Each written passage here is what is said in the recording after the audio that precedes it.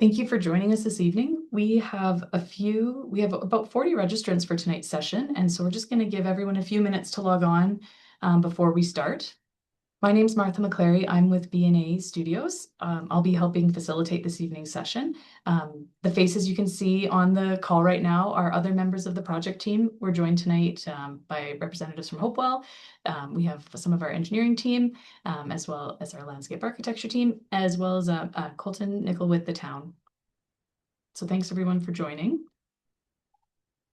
If you're having any technical issues at all, you should have a chat function at the bottom of your screen or a question and answer function. So you can just drop us a question or we can help try and troubleshoot.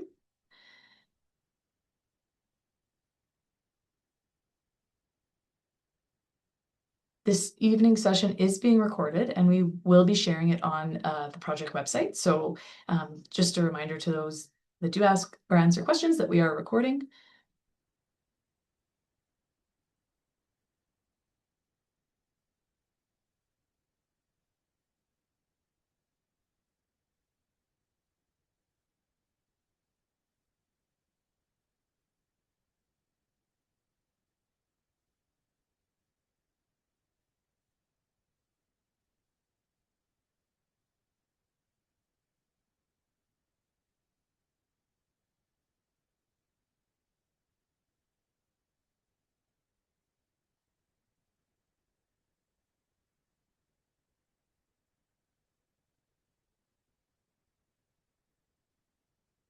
Thanks again for joining us, everyone. We're just going to wait a few more minutes to allow everyone to log in.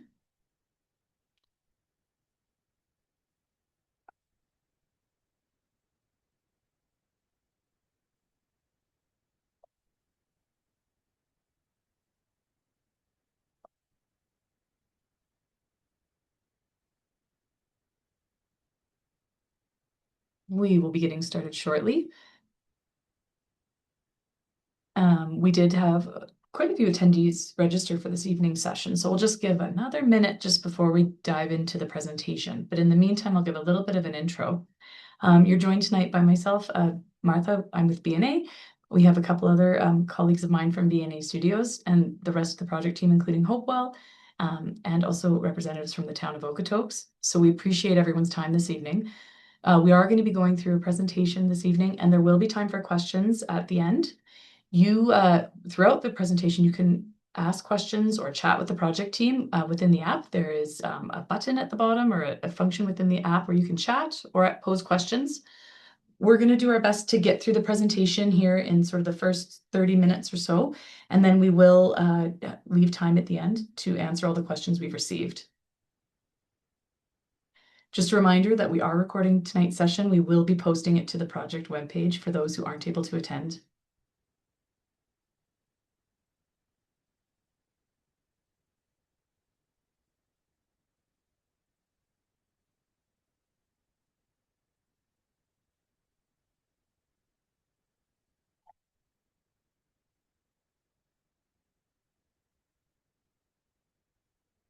Okay.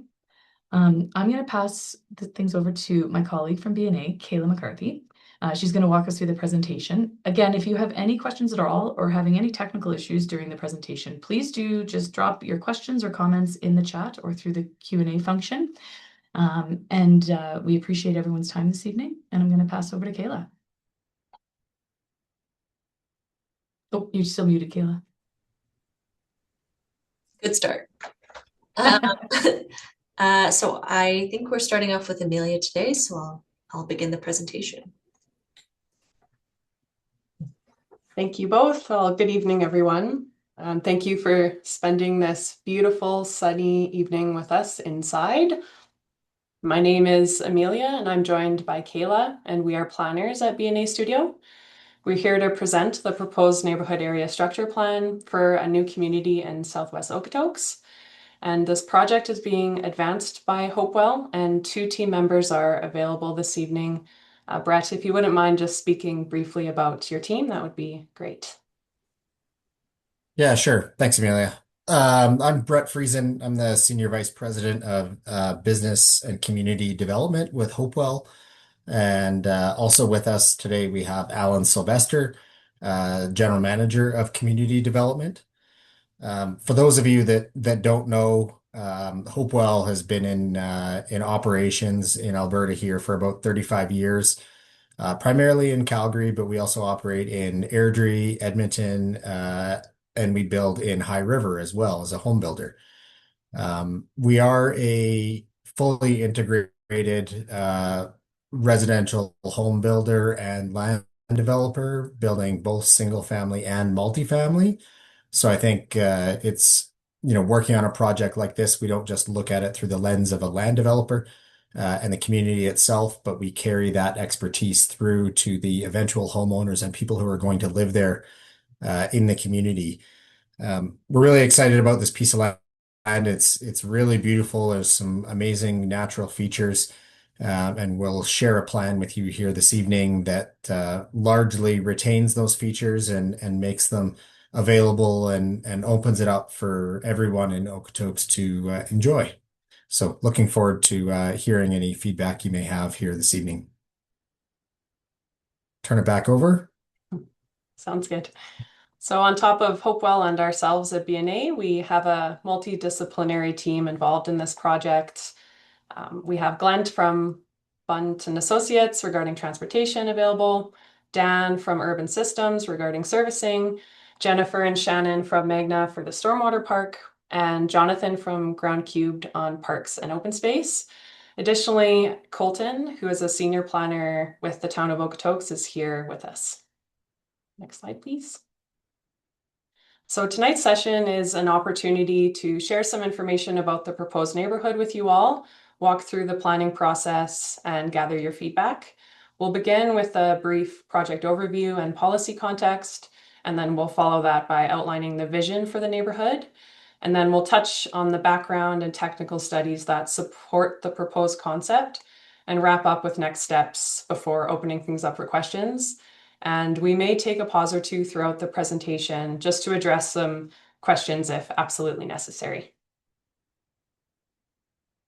So the first section will provide a high-level understanding of the site and the planning policies that guide future development of the lands. The proposed neighborhood is located in southwest Okotoks. It's immediately south of Big Rock Trail, southwest of the established community of Sheep River Ridge, and west of the developing community of Tillotson. The plan area is approximately 220 acres in size, and it's important to note that the southern boundary for this site may be refined slightly as detailed grading and servicing work progresses. And the lands further south, extending towards Highway 7, are expected to be planned in the future through a separate neighborhood planning process. And you'll see these lands shadowed in some of our maps. And at this stage, the neighborhood name is still being finalized, and it will be determined in the future in accordance with town policies. This slide here outlines an anticipated timeline for the project. Planning for this new neighborhood builds on the approval of the West Okotoks Area Structure Plan in 2020. And more recently, background studies and site analysis were completed starting in the fall of 2025, and that was followed by concept visioning work. And we're currently at the stage of sharing this information regarding the Neighborhood Area Structure Plan, or as we'll refer it to, NASP. We're gathering input and working towards the submission of the NASP and technical studies to the town in the coming weeks here. And following the submission of the NASP, there will be additional opportunities for all of you to provide feedback, and there'll be updates to the plan. These opportunities for you will include the formal circulation of the application by the town, and this is where interested parties will be notified. And there's a future open house that will be in person, anticipated this coming fall. And we hope to see you all there once that timing gets more formalized. And after circulation and that open house, we would move toward final revisions of the NASP, and then we would go towards the public hearing process where council would make a decision on the application. And overall, this is a multi-phased process that will extend into next year. So to talk a bit of policy, in Alberta, land use planning, it's guided by the Municipal Government Act, which establishes a hierarchy of plans. And there are higher level plans such as the Municipal Development Plan, and that plan is town-wide. And then there are a bit finer grained area structure plans, which typically contemplate planning for various neighborhoods, and they set the overall direction, while more detailed plans refine how development occurs. Neighbourhood Area Structure Plan, or NASP, is a required statutory plan for larger undeveloped areas like the one we're discussing today. And these plans establish the overall land use concept and must be approved by council at a public hearing before next steps like rezoning, subdivision, and development can proceed. The Municipal Development Plan, this is an overarching visioning and policy document, and it outlines land use planning and the development for the town of Okotoks. The primary function of this plan is to provide guidance on the long-range planning and physical growth of the town. And this plan, it identifies the site we're talking about today for future urban development. And more specifically, it includes areas designated for future residential uses, future commercial and/or mixed-use development. And there are also portions identified as defensive areas, meaning they require further study or mitigation prior to development.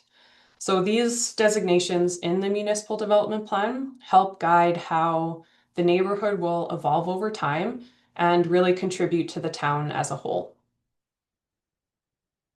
And getting a bit more detailed here, the Southwest Okotoks lands are within the West Okotoks Area Structure Plan, which was approved in 2020.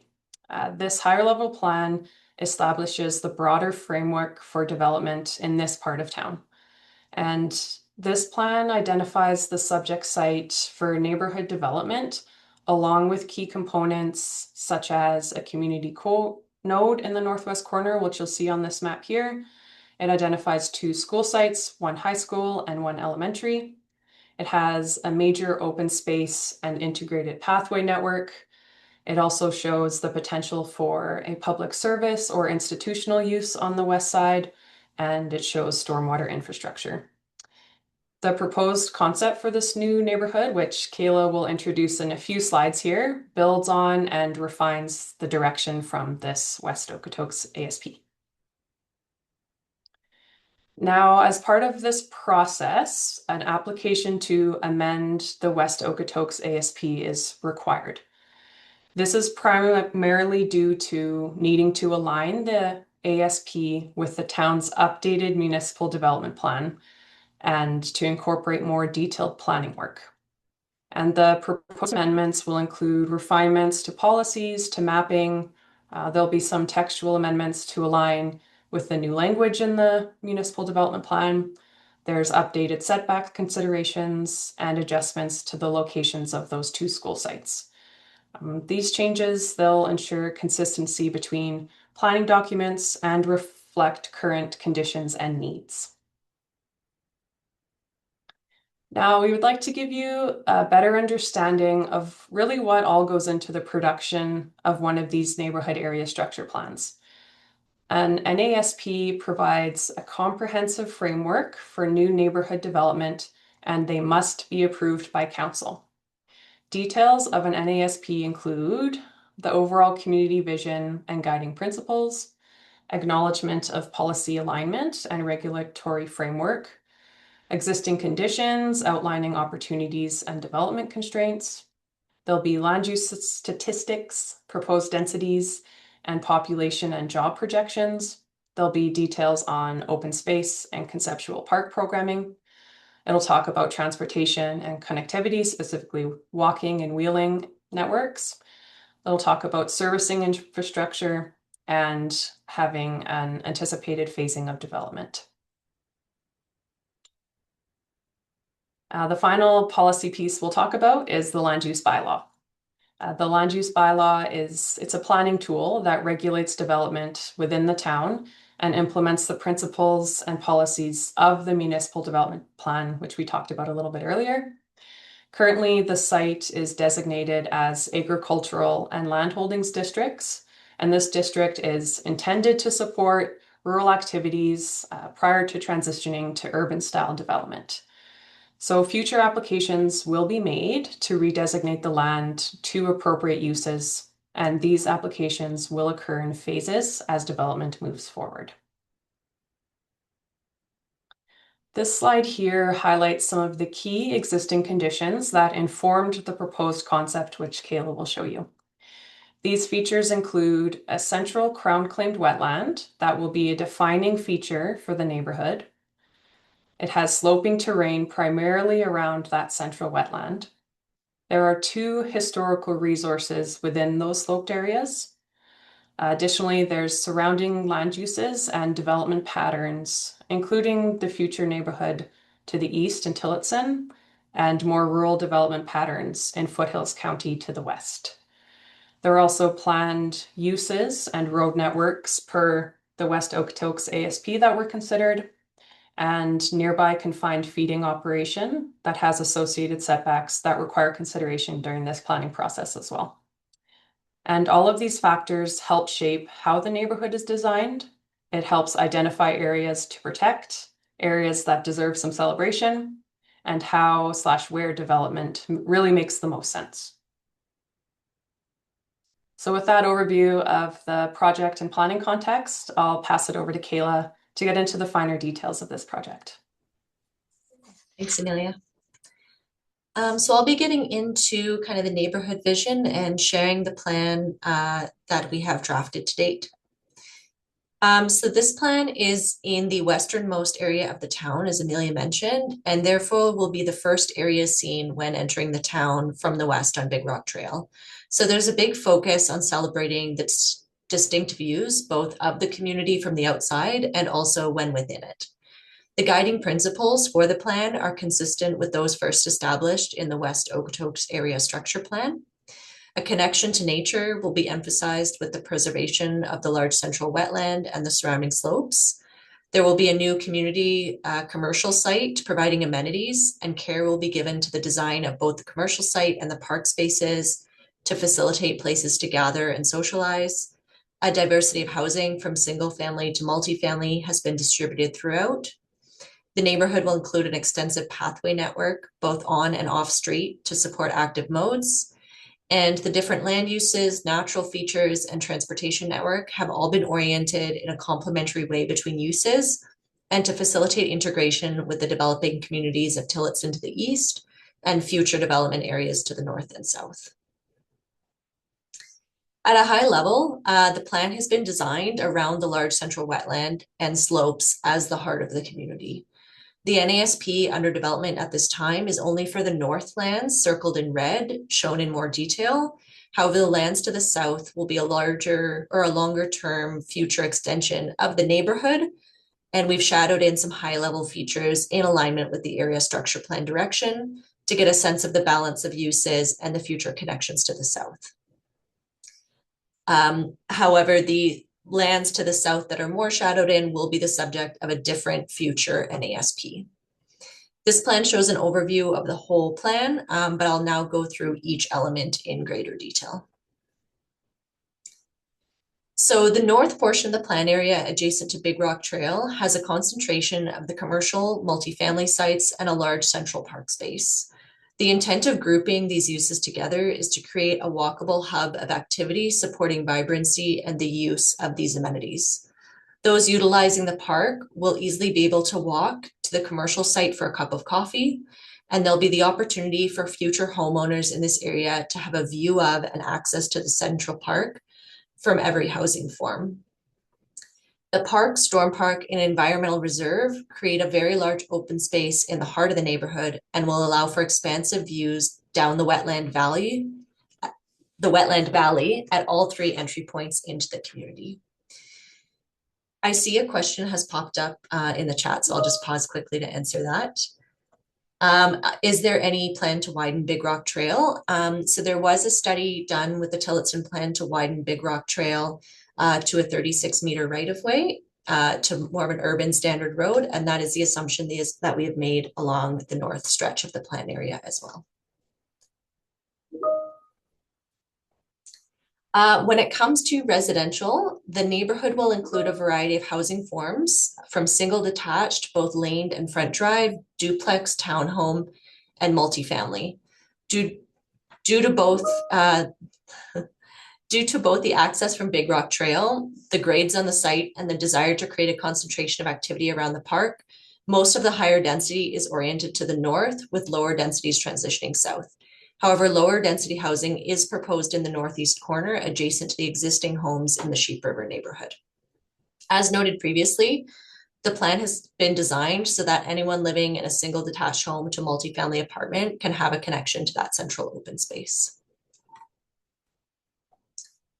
Although I've been focusing on the central open space comprised of the wetland, storm park, and amenity park, there are also 2 school sites proposed. So one K-9 site in the northwest and a high school in the southeast. Overall, the open space network is designed as a system of parks and pathways, offering a range of natural and programmed amenities and strengthening a connection to nature.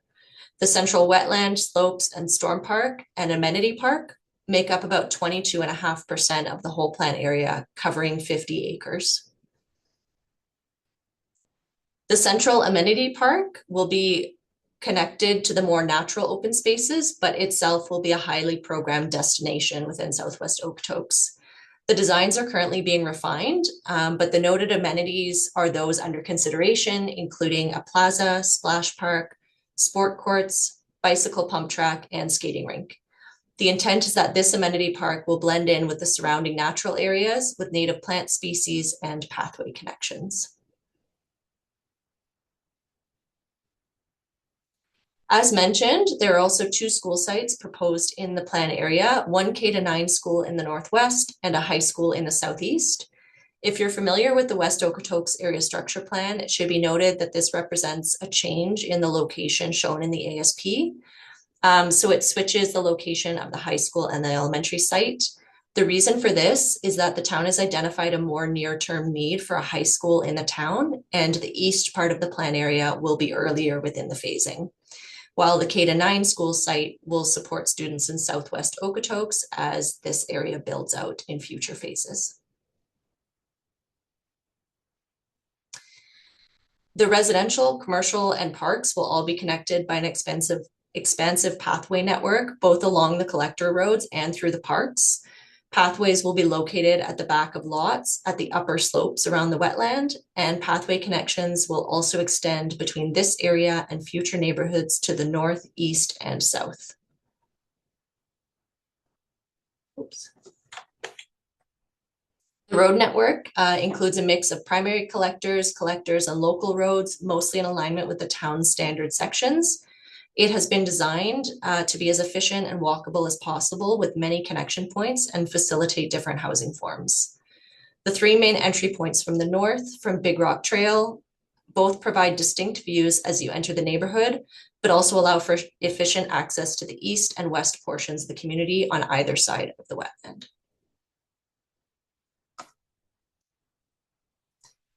There are a number of background studies that were completed when we first started the NASP process to better understand the land, including surveys, a geotechnical assessment, a biophysical impact assessment, historical resource overview, and market assessment. All of these studies helped inform the land use concept that we've presented to you today. As we continue to prepare the formal application for submission to the town, technical studies will be prepared in support based on the land use concept. These include a transportation impact assessment, water and sanitary servicing studies, and a stormwater management plan.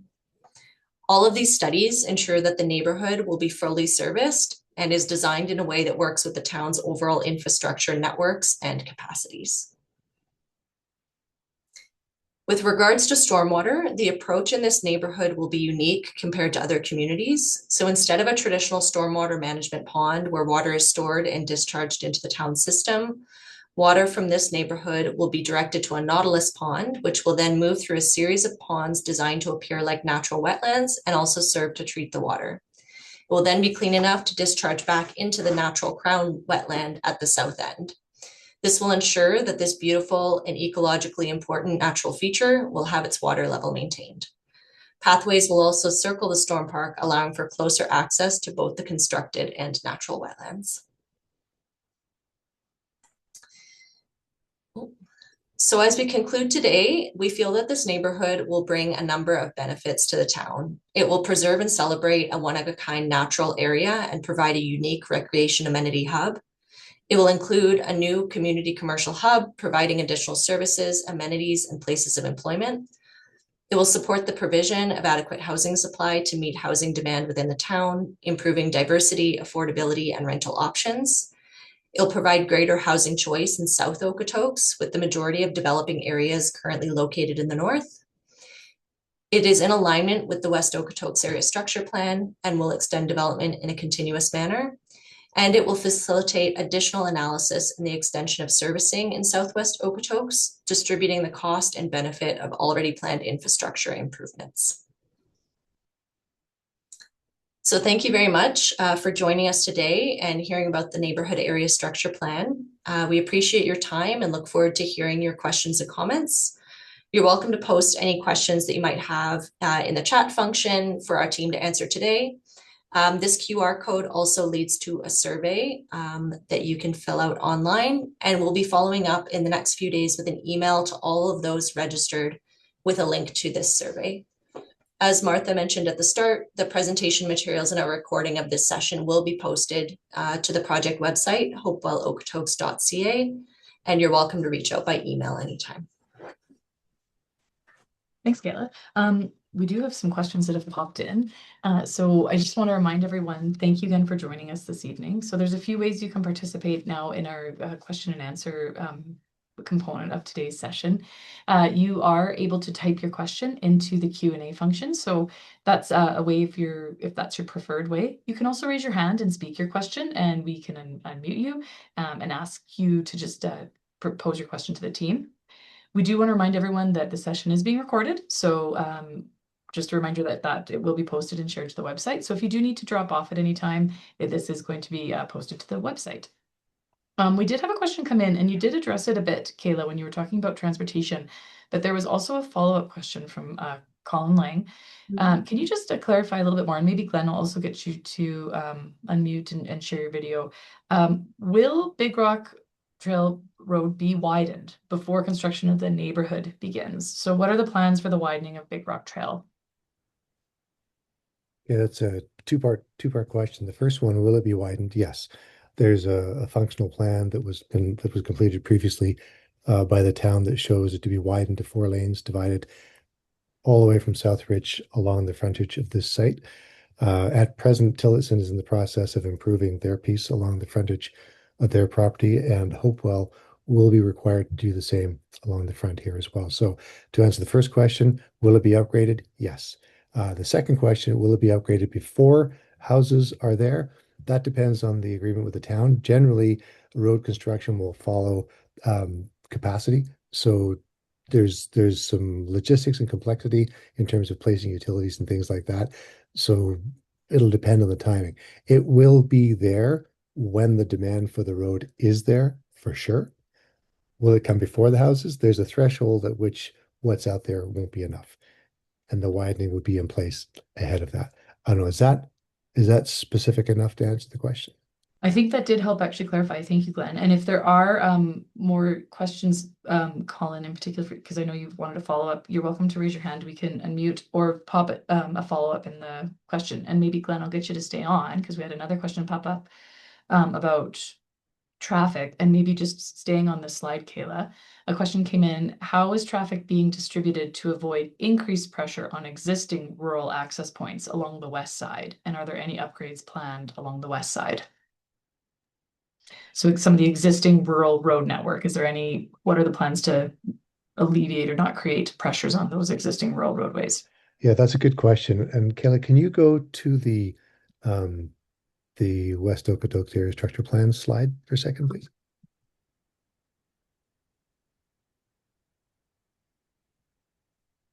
Yeah, well, that'll do. Okay, the road network's not exactly the same inside the site, but it shows the principles. So the question is whether or not the roads to the west, going out and connecting down to the Highway 7, what kind of pressure are there? The way the traffic is being distributed here, the majority of the traffic that will be generated by this site will want to go to the east. That is where Southridge is, that's where services are, that's where schools are, jobs, most traffic is going that way. There will be some that goes to the west, but not a ton. And the roadway out there is capable of handling more traffic that's on it today. But with the passage of time, as the area builds out and the lands south of this site are developed in the future, you can see on here that there's connections that'll go down to Highway 7 to connect at that location there. So that'll protect the integrity of rural roads west of the site. But this again is part of that future development of the lands south of this site. And we don't need those as a result of developing this parcel. They will come later. So hopefully that answers the question. Yeah, thanks, Glenn. We had quite a few questions come in general about servicing, and there's a bit of a variety of servicing and infrastructure that people are wanting to chat about. So I wanted to sort of break it down because we did have some questions come up, sort of lumping things like schools, amenities, and so what I'll do is I'll start with.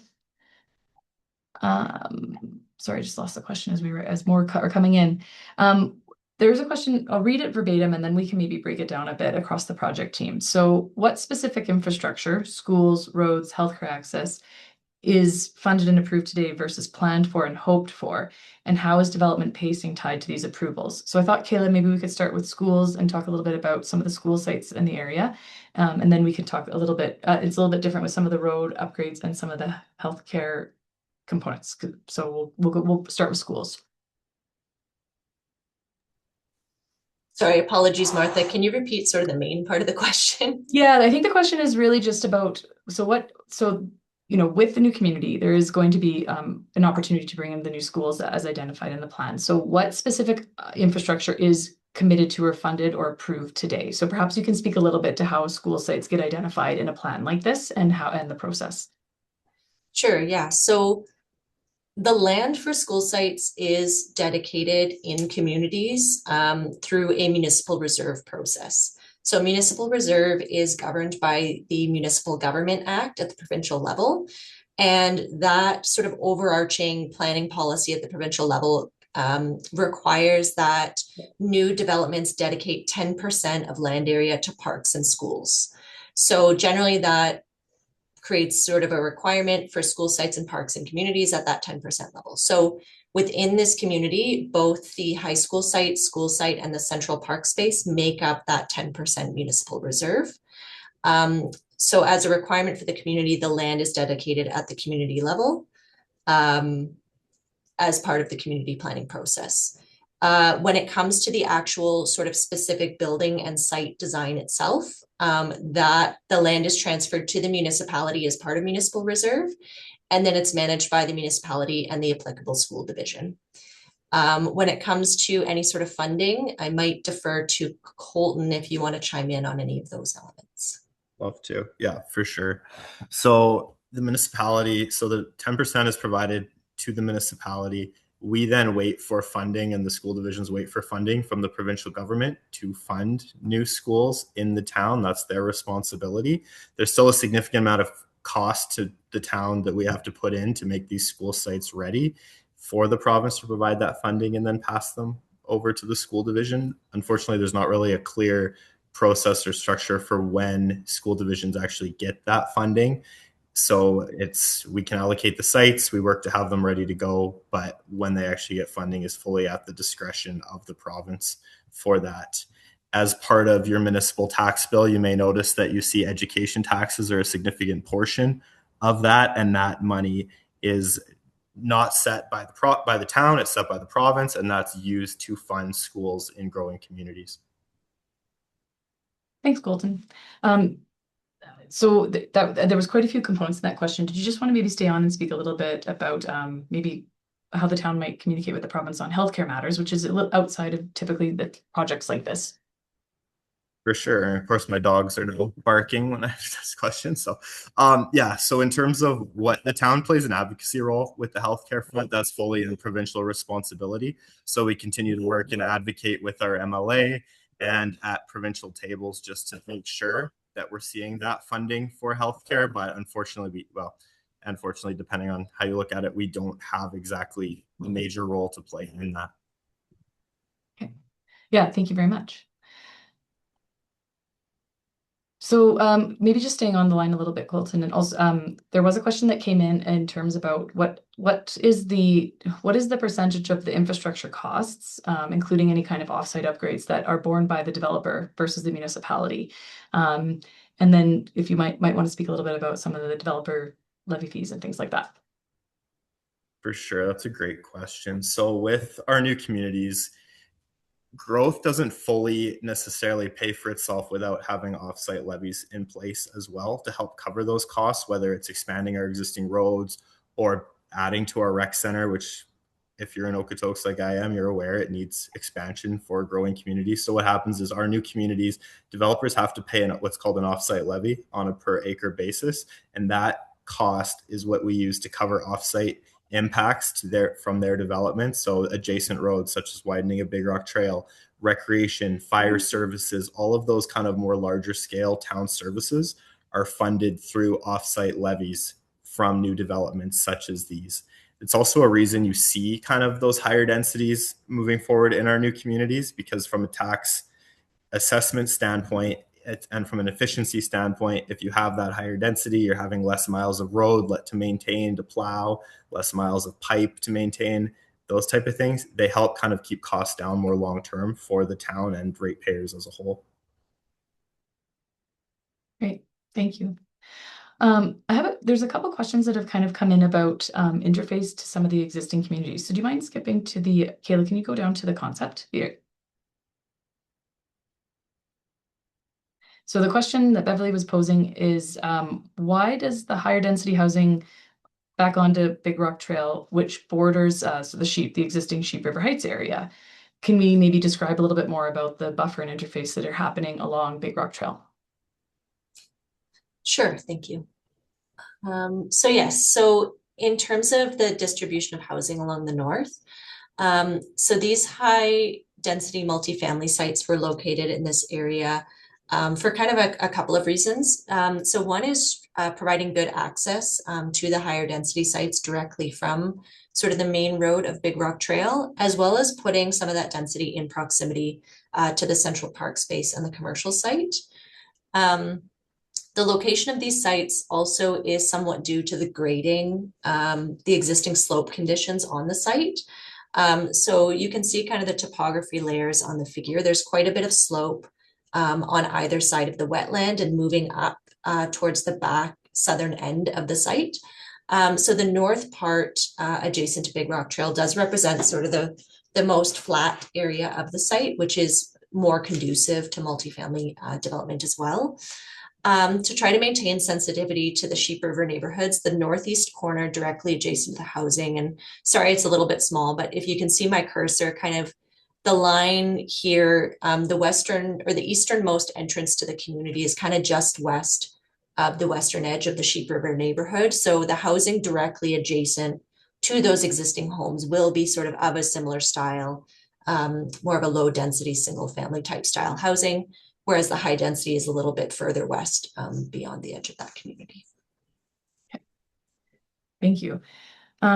We had a few questions pop up. We've got a few people dropping in questions that maybe aren't contextual to some of the discussion that's happening. So when you are dropping a question, make sure that you are kind of providing a bit more context so we can address it on the call. Okay, this is an interesting question. I was wondering actually, Brett and Kayla, maybe to tackle it. We had a question about what specifically is, being programmed with this community, and maybe even Jonathan, if you want to jump on, that shows the uniqueness of Okotoks, which is an interesting question. So, what specifically are we doing with this development that does show the uniqueness of Okotoks? And perhaps we can speak to some of the existing spaces that are being preserved. So go ahead. Yeah, thanks. Yeah, certainly, there's multiple components that make uniqueness of a community, and in particular as it fits in with Okotoks. With the natural features there, we've taken a stormwater treatment approach to incorporate the environmental reserve and treat the water quite a bit differently. We're taking an approach of wanting to be very, water conscious from a conservation perspective and ensure that we're maintaining the existing wetland that's in place and enhancing the interface adjacent to it with the stormwater treatment and constructed portion of the environmental reserve.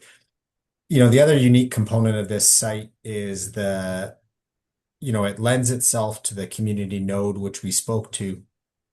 So there's, in addition to some of the reasons that Kayla spoke to about the location of the multifamily, we really view that area along Big Rock Trail, from kind of the commercial through the multifamily along Big Rock Trail, and then heading directly south, having unique entrance experiences as you come into the community, creating a central location where everybody can gather.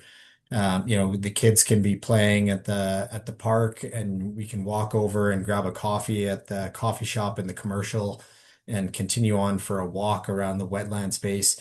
We envision this community where when you reach out to your neighbors and you want to meet at the park, people aren't asking which park. There's no, you don't have to decide where to go.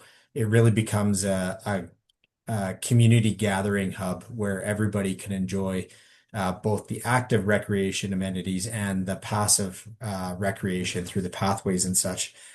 There'll be other elements that will come out as we progress through this plan, as it relates to the architecture of the community and the various different built forms of housing that we propose, as well as the community design details that we just don't have fully vetted at this point in the plan, but it does come prior to kind of launch of the community as we continue to establish that community vision. So I think there'll be lots of opportunities to expand on that uniqueness of this community in Okotoks.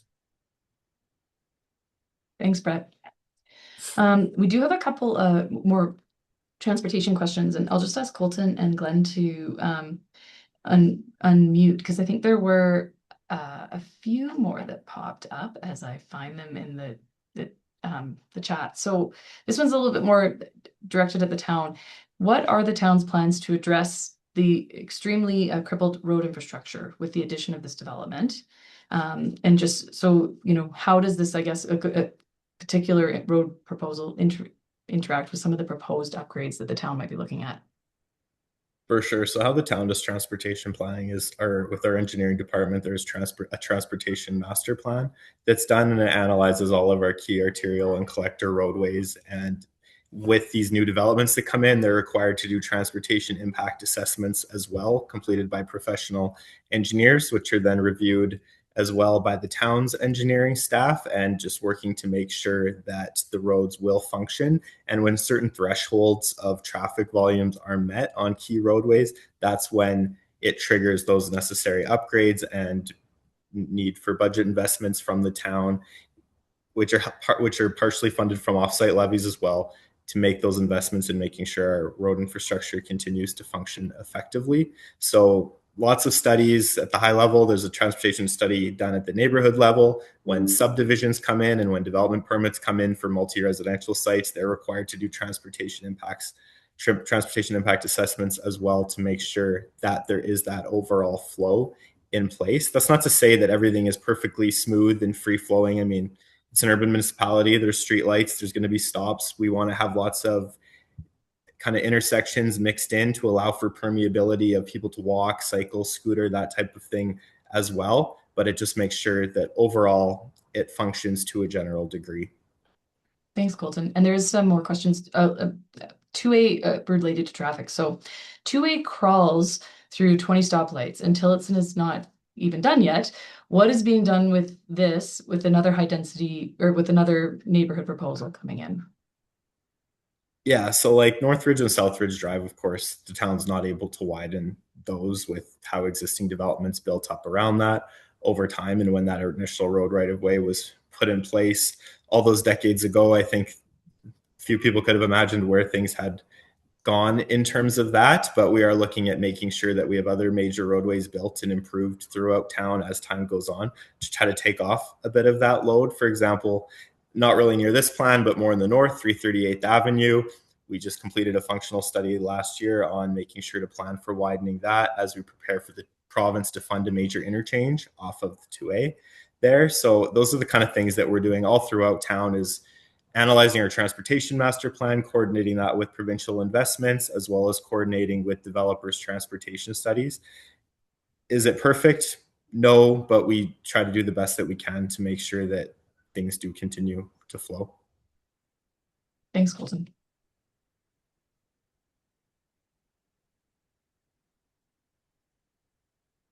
All right. We have a couple questions about, again, back to sort of interface. So it's come in a couple different ways. So how has this interface between new development and existing acreages been considered to ensure long-term desirability for both units? And maybe Kaylee can speak to some of the surrounding context of the site a little bit.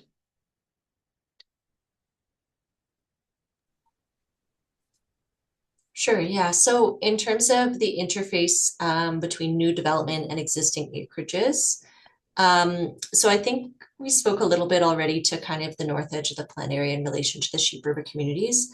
On the east side of the plan area with regards to Tillotson, so you can see kind of some of the planned community on that side shadowed in. And we've aligned the road network connections and housing forms to extend pretty seamlessly with that community to the east.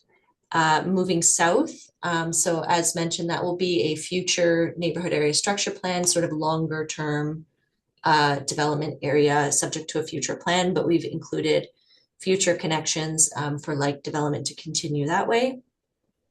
And in terms of the west side of the plan area, with the existing operations there, so there is the in Mountain View poultry operation and a bread facility, sort of the west of this.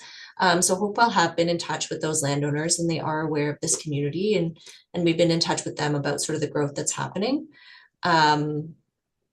There are a number of sort of interface conditions along this edge of the plan area that will be addressed more at kind of the detailed design stage with exactly how these sites go to the west. In terms of the acreages to kind of the southwest here, so those are part of the West Okotoks Area Structure Plan. So I might just go up to that slide. So yeah, so there are some existing acreages in the southwest here. So kind of development of those lands would very much be subject to sort of those existing landowners. That could continue to exist as country residential, or it could be developed through sort of future planning processes. But interface conditions would be explored more sort of directly adjacent to those parcels in part of that future NASP area to the south, more closely adjacent to them. Thanks, Kayla. We do have a couple recreation related questions popping up. We've had a couple questions about a dog park. Is there any plans for any dog park or that's being contemplated right now in any of the parks programming? So Jonathan might just get you to respond to some of that, sort of maybe how programming might take place. And then also maybe coupling that with questions about what are the recreation plans for this area, and what are some of the designated recreation spaces? Yeah, I try to answer that in the webinar chart, but the main park space that Brett was talking about earlier by the storm pond is 1.6 hectares in its area, but it does tie to the broader network of the storm pond and the ER. So that area is actually a little more elastic than that 1.6, but the recreation programming is about 0.8 hectares, and that includes a number of features like a splash park, the pump track, some sports courts, and some open lawn areas for recreation programming that will include a winter function that we're just working through some of those design elements. We haven't contemplated off-leash areas yet or spoken about them, but in some of the residual interface pieces of the part beyond the 0.8 hectares, there may be some opportunities to include that function. We can look at that. Yeah. Thanks, Jonathan. Kayla, just a quick touch point. We did have a question, and it's a good one for those who may have to drop off. Can you just clarify where this project sits in terms of the approval process and what maybe some of the next steps will be in terms of the application approval? Sure. So yeah, just going back up to the sort of timeline slide here. So this public event, number 1 in the light blue, that's sort of where we are today. Following that, we're in the process of pulling together the actual application itself. So this represents sort of the preliminary maps concept, but there is a very detailed neighborhood area structure plan document and the associated technical studies that need to be compiled for submission to the town. So that's underway now in the hopes of submitting in the next couple of weeks with that application. With applications to the town, those do get circulated through a circulation process, through the town's process. That also includes interest holders, public circulation of sort of the application package. After that, the town would provide us with comments on the NASP and associated technical studies, requesting updates, changes that need to be made to improve the plan. So that would take place following the feedback received.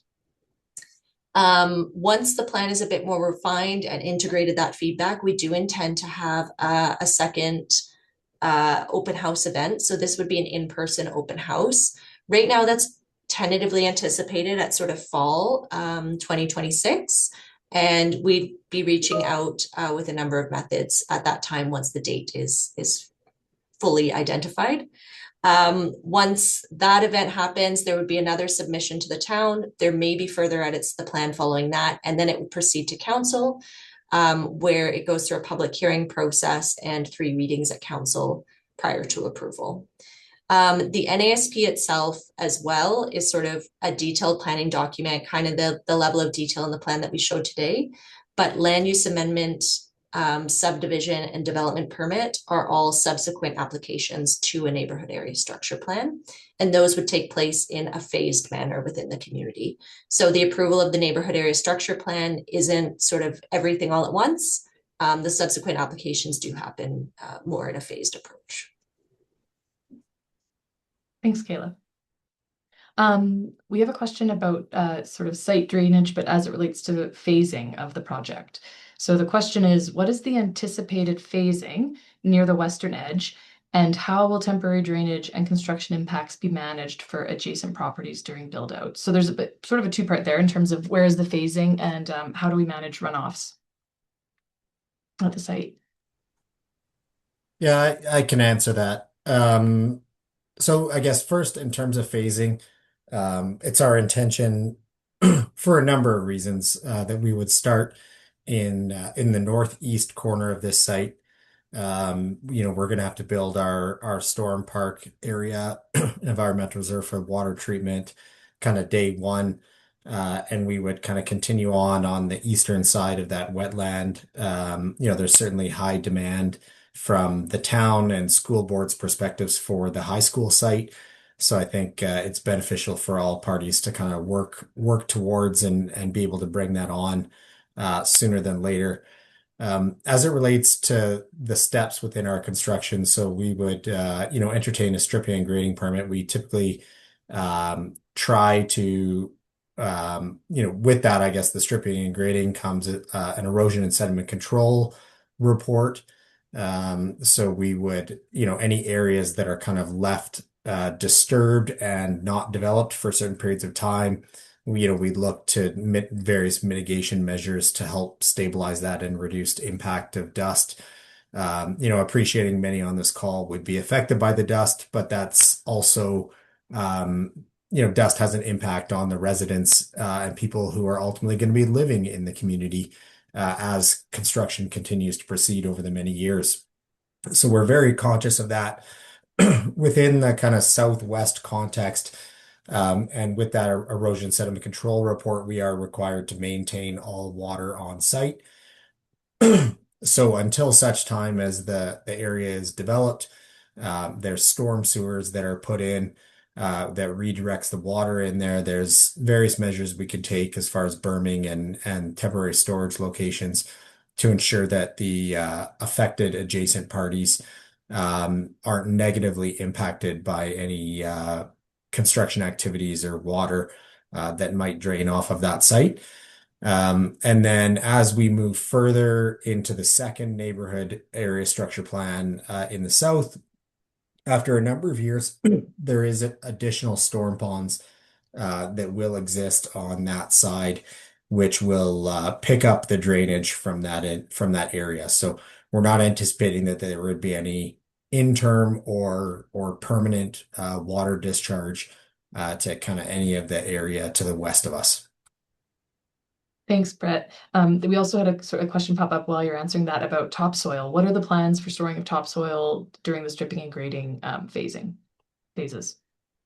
Yeah, it's always an interesting thing. I mean, we are always looking for places to get rid of it. It's not something that is practical to haul away. In all cases, typically we do end up with a topsoil pile in various locations, partially because while we take the topsoil off of the land, we also need to put that topsoil back on the land in locations where there's parks and providing loam for lots and residential lot landscaping. So there is a large component of it which we use and maintain, but we do need to remove it to be able to develop the land and build the homes until they're complete. So certainly there's always going to be a bit of a management issue with that, and we typically come up with strategies to mitigate that, locating them in appropriate locations where it has kind of limited impact. And like I mentioned, similar to the dust as it relates to just open areas, I mean, we're conscious of winds and this location being fairly exposed to winds coming from the west that will mitigate that through various measures of providing tackifier and stuff on the loam piles where they're left for long periods of time. Thanks, Brett. Corey, that was your question. I saw your hand up. So did you have any follow-up or a question to clarify before we go on? Okay. Thanks. I'm gonna just pass over to Amelia. Oh yeah, Corey, go ahead. Yeah, go ahead, Corey. Corey, you should be able to ask your question.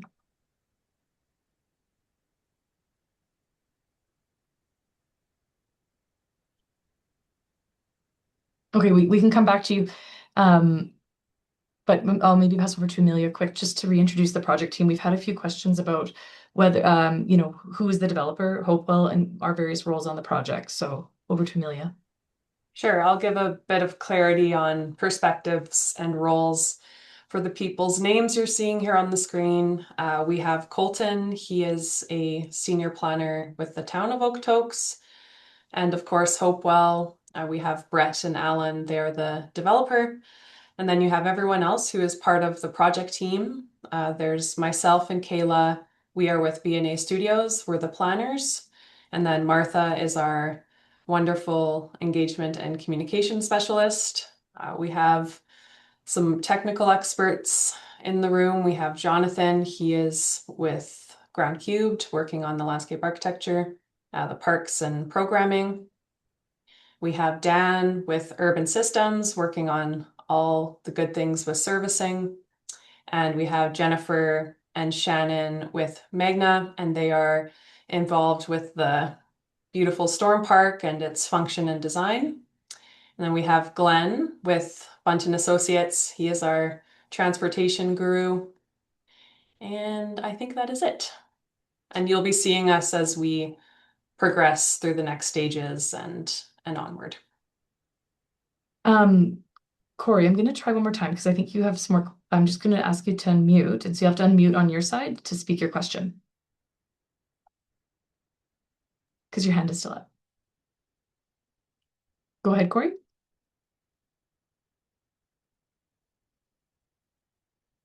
Okay, I'm sorry. We still don't hear you. Please do keep typing your question though, or try to unmute if you have your mic access. Okay.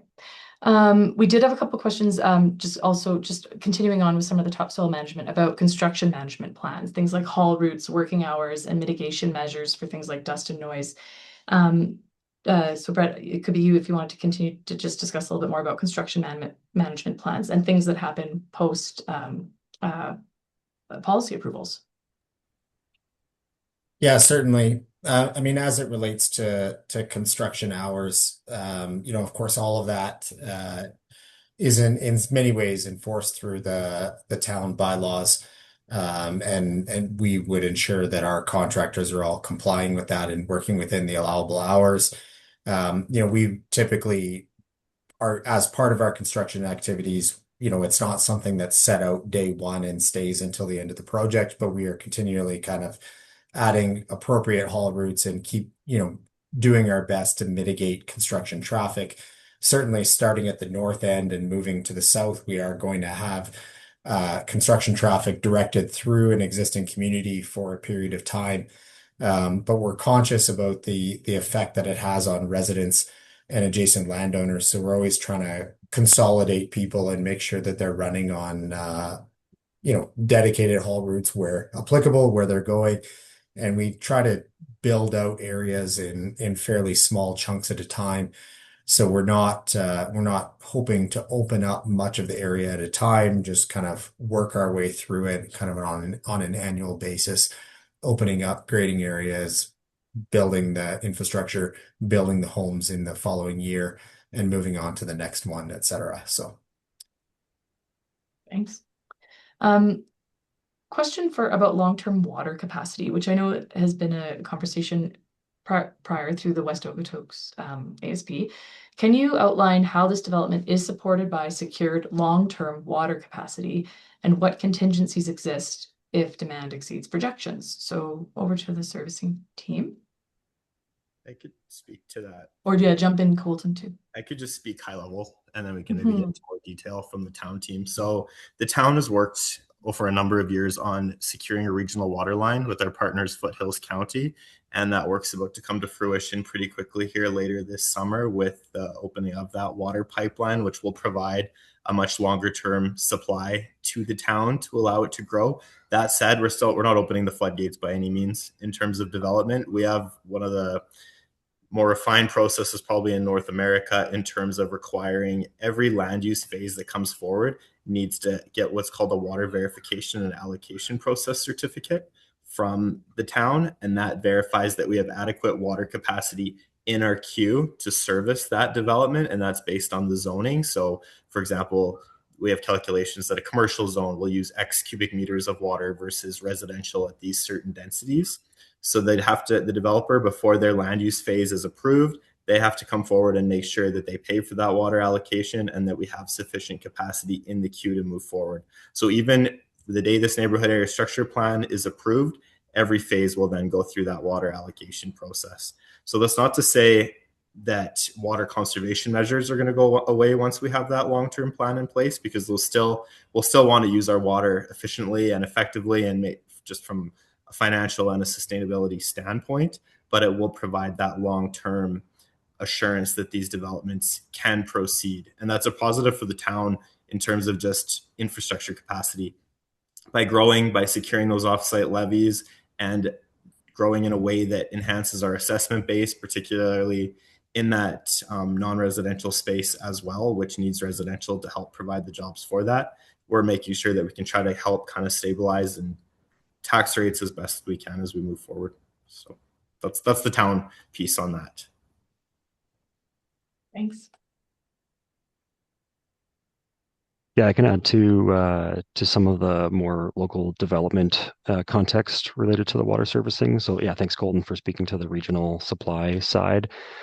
Within the kind of southwest region here, we know that there is some capacity within the existing systems, but primarily this will be served by a new reservoir and pump station that is part of some of the offsite levy work that has been brought up earlier in the session here. Our team at Urban Systems and Hopewell will be working with adjacent developers in the town to review the servicing needs for the community and then make sure that the infrastructure is online when it's needed. Thanks. We have a couple questions about post-development runoff rates and volumes at the south end of the wetland.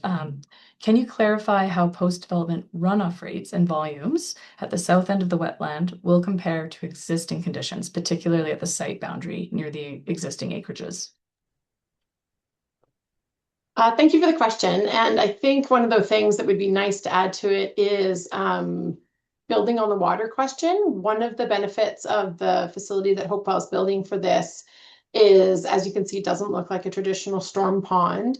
It's actually meant to be kind of an integrated water feature. And a big part of that is to slow down the water and kind of limit the impact of that ground wetland. But in general, overall, we're going to see next to no difference at the end of the wetland where we're seeing the water actually leave the site. So in answer to that question, you can see because you've taken a much kind of larger area by kind of working with the crown wetland, you can see very little impact to it. And it kind of builds on the water side of it where you can see some of the neat options, the interaction from a recreational kind of position. This is kind of Okotoks' vision for how stormwater will look in the future, which is making it a very unique to Okotoks types of feature also. That helps.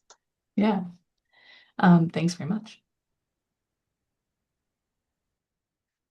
Okay, we do have a question. It's a bit broad, again, maybe back to some of sort of the development trends. So, residents feel that growth currently is being driven more by development opportunity than community readiness. And maybe Colton, just if you might want to speak again to some of the safeguards we've mentioned on the call so far, but they're asking, this participant's asking for what safeguards are in place to ensure current residents aren't absorbing the downside and that, things like infrastructure and services continue to serve existing residents.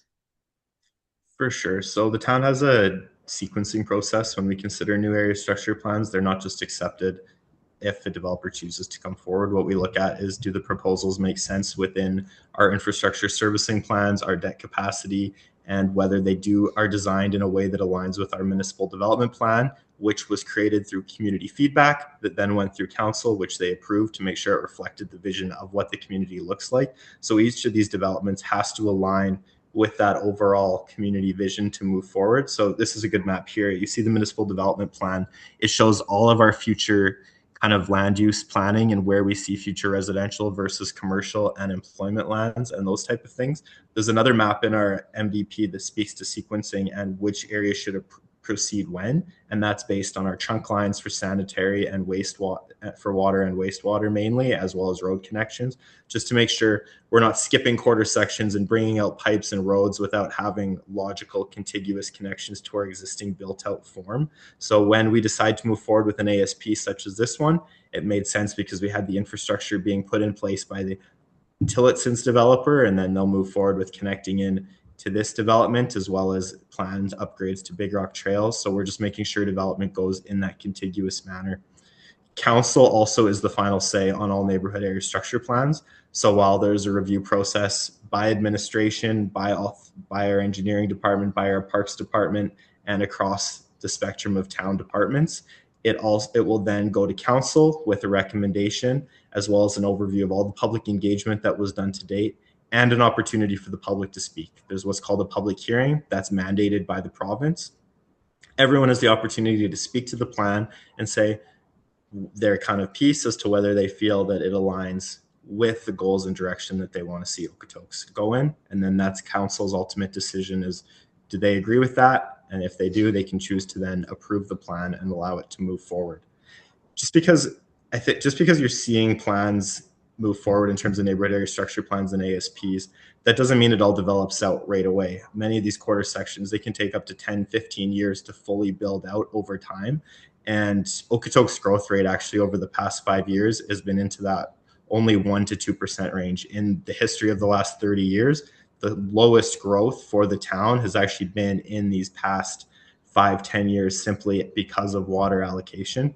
There's a bit of a misconception where we're seeing a lot of that growth kind of right as you drive into town visually, and it's a bit different than what we've seen in the past. There's a lot more multi-residential, and it's all along that main kind of corridor as you go into town. So it's giving, I think, maybe an enhanced perception that growth is a bit higher than it actually has been, but we actually have been at quite a low growth rate, particularly in regards to the region. If you're looking at Airdrie growing in the 5 to 10% range, Cochrane in that 4 to 6%, City of Calgary. In comparison, we've kept it low. We don't want to go and compete growth-wise with these other municipalities. We want to do a reasonable rate that can keep up and maintain infrastructure, but also provide for housing opportunity and supply. Thanks, Colton. Kayla, we have a question that came in a bit about about historical resource assessment and some of the studies that go into looking at how Indigenous people may have used this area in the past. Do you want to share a little bit about that process of how a historical resource assessment is undertaken? Yeah, so the historical resource process is something managed by the province and is managed by sort of a number of different studies and fieldwork over time. Back when the area structure plan was under development, a historical resource overview was done for the entire area structure plan area. And that looks at the land and identifies sort of where historically significant sites might be located. Those reviews are generally sort of more surface level field work, like without doing digging and stuff, to identify if there are signs where a historical site may be located. And then subsequent to the identification of those potential historical resource sites, the next stage is to submit applications to the province through a historical resource application. And they review the sites further and confirm sort of what steps need to be taken with regards to those sites. So once those steps take place, it either is additional field work to do more study, or it's avoid those sites with development, or it turns out the site isn't significant or doesn't have significance, and it can be developed with no concerns. So at the stage that we're at now, the area structure plan identified 2 potential historic resource sites within this plan area. And we're in the process, the application has been submitted to the province to get that further direction about the steps that are to be taken. The areas that those 2 sites were sort of generally identified do fall within the areas that we've identified as environmental reserve within the plan area. So the intent is that they would be left undisturbed in place. But we are awaiting kind of further field work and further direction from the province through that process. Thanks, Kayla. So we've had some really great questions this evening, and I'm just going to do a bit of a last call. If there's any other remaining questions or any topics we haven't covered in the presentation, we've appreciated the questions about some of the recreation amenities that are coming with the site, some of the school sites, further discussion about some of the transportation impacts. So it's been a great round of questions, and we appreciate everyone's time this evening. So we will be queuing up just with a bit of a reminder of what the next steps are for the project. We did get one final question that popped in. This is an interesting question. Colton, you might be able to sort of weigh into a bit on this, probably more than others, but Gordon's asked that they'd like to know what lessons Okotoks planners and developers are learning from the chaos in Calgary, including here in terms of future-proofing, in terms of ensuring water infrastructure's in place, and that the zoning's appropriate. Colton, did you want to share any comments about some of that lessons Okotoks planners are taking? For sure. So just on the infrastructure piece, we may have seen over the last year in the downtown, there was a lot of construction last year with just tearing up roads, infrastructure replacement. A lot of that is being done to avoid the situations that we may be seeing in the city to the north, just in terms of infrastructure that gets quite old. It falls apart, it starts to have leaks, starts to have issues. Okotoks takes a proactive approach to asset management, making sure that pipes are reviewed and replaced effectively. We also have a lot of redundancies in place in our system to make sure that an issue in one place wouldn't cause water issues for the entire town. And I'm not going to speak specifically to the city of Calgary. I don't think that's my place on this call, but I will say Okotoks is, as I noted earlier, we're doing a regional water line with Foothills County. There's sometimes a general misconception that we're tied to the city of Calgary's water and we're beholden to them. That's not the case at all. We worked on it. We have a local made in the region solution with Foothills County with a reservoir off the Bow River, providing a pipe that'll be coming online later this summer to provide more certainty for water servicing for the town of Okotoks. We continue to review our existing infrastructure and replace it as needed. Does it cause some short-term pain? Absolutely. I don't love detouring around downtown just as much as the rest of you do, but we have to make those improvements when we can, just to make sure we don't put ourselves in situations that other municipalities have seen. So it's a bit of short-term pain for long-term gain there. So that's kind of the big things that Okotoks is doing from a land use and planning standpoint. We aren't the city of Calgary. We did our own municipal development plan. It looked at feedback from the schools. We went and met with high school students, elementary. We went to the seniors' tea to get feedback from seniors. We set up in the rec center to get feedback from busy moms and dads taking their kids to hockey and swim lessons. We made sure to develop a plan that it's not perfect. Everyone's gonna have an issue with something at some point. Even I will, everybody will. That's just human nature. But we work to get as many voices as possible into our planning documents that council considered and then refined and approved. And that's what we're trying to do then as we review these plans that come forward. So this plan that's before you tonight, once the application comes in, what'll happen is we'll review it as the planning department, the engineering, the parks department, as well as other external agencies. We'll listen to the feedback that comes in from these open houses and prepare our list of kind of suggested changes that should be made to the plan. The developer and planning consultant and their sub-consultants will then come back with that revised plan, and there'll be more review back and forth impartially. But in the end, the goal is to see a plan that goes before council that meets those long-range documents that reflect that overall Okotoks community vision, not City of Calgary, nowhere else, but what Okotoks residents want to see. Thanks, Colton. We did have a final question come in about, taking a minute to just sort of describe what this proposal and what Hopewell's NASP means in terms of accountability. So in terms of connecting this presentation to the longer term accountability for this plan and the policy that's getting set in place. And I think there's maybe a couple ways to answer this. And what I'll do is I'll start with Kayla, just to provide a little bit of an outline of really what an NASP does and how it sort of creates that policy and overarching structure for how development has to continue. But I also think there's a bit of an answer here about the iterative process that planning does take place. And we've mentioned a few times here about, you start with higher level policy, you move through land use, you move through building and development permits, stripping and grading permits. That at each level, that does require a permitting and approval process through the town of Okotoks. So perhaps then we can also have Colton jump in, and Brett, maybe just to close out with Hopewell's commitment to the site longer term. So maybe Kayla, we'll start with you. Sure, thanks, Martha. So I might just go up to the planning hierarchy diagram here. So I think Martha touched on some of these comments already, but I think at a planning level overall, it is a very iterative process where level of detail gets refined as you move down through the plan area, and generally the level of detail of each plan gets refined. So as Colton has mentioned, the municipal development plan process had a lot of engagement that occurred with that, identified a very sort of high level direction for the town as a whole and how areas are supposed to develop to align with the vision identified in that plan. Below that level is area structure plan. So in this case, the West Okotoks area structure plan includes Tillotson, includes this plan area, lands to the north and south, covers kind of a larger area, gives a little bit more refined direction to the plan area. We're now neighborhood area structure plan. So now we're getting into sort of block level detail, sort of where the major road networks, parks are.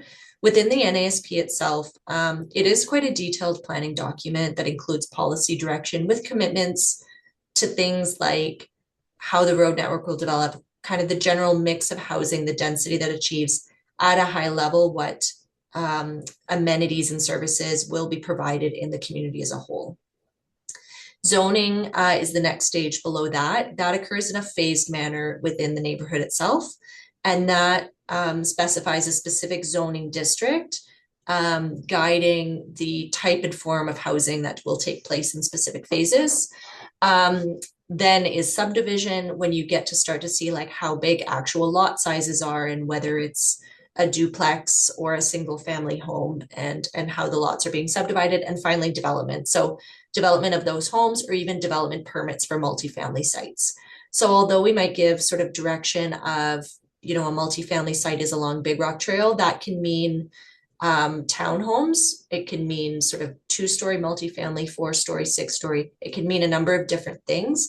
And those sites do get refined kind of at later stages, although we do give direction to try to provide as appropriate a transition as possible. So sometimes plans like NASPs include policies about interface areas, and something like having the single family in the northeast corner would be something reflected in the NASP to sort of respect that transition.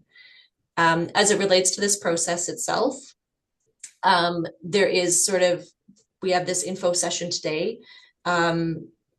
the Hopewell Okotoks website. Updates will be posted there over time, and there is contact information on that website. So in terms of sort of accountability, like to this process and questions, you're welcome to reach out at any time through that website.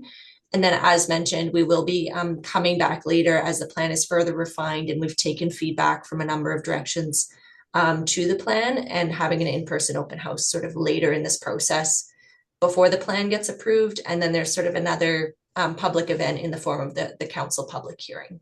So as far as the planning process goes, there's a number of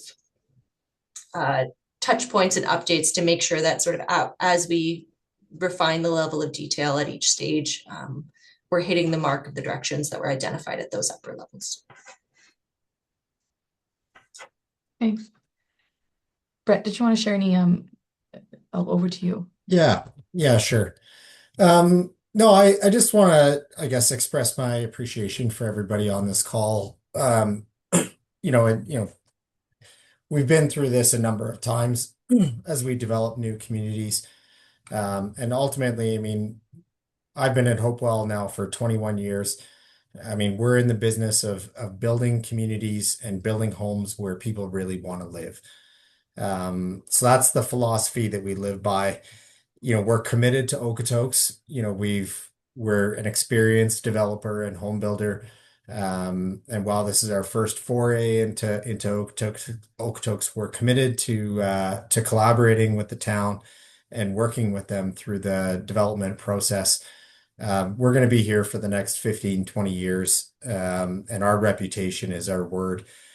So we always want to ensure that we're putting our best foot forward, and being good stewards of the community, not only of our community here in Southwest Okotoks, but of the broader Okotoks community. Really just appreciative of all the questions and feedback. It's funny, some of the questions being asked about the recreation demand, it sounded like some of those questions were providing us suggestions on what we should be programming in our park spaces. And I think we've got some alignment in there. So we're really excited to bring some amenities within our community. And I guess the one thing to clarify is that it's not our intention to have a homeowners association. We worked in collaboration with the town that we would be building all these places and all these amenities in public spaces where not just residents of this community, but all those in Okotoks are able to use and enjoy. So thank everyone for your time, and we'll continue on through this process and take this feedback under consideration, and you'll be hearing more from us later. Thanks, Brett. With that, we had no new questions come in, and we appreciate everyone's time. So we will end this shortly. Just a reminder that there is a feedback form you can complete. This feedback that we collect in this stage of the process does get submitted to the town for their consideration as the application is submitted. So we do encourage you to take a minute to complete that feedback form link, and we will be sharing that again via email early next week. There's also our website that you can always get connected to us on. So the website will be there, as well as materials from tonight's session. And you're always welcome to reach out to the project team at our contact info. So thanks again for joining us. And this concludes our webinar this evening. Bye for now.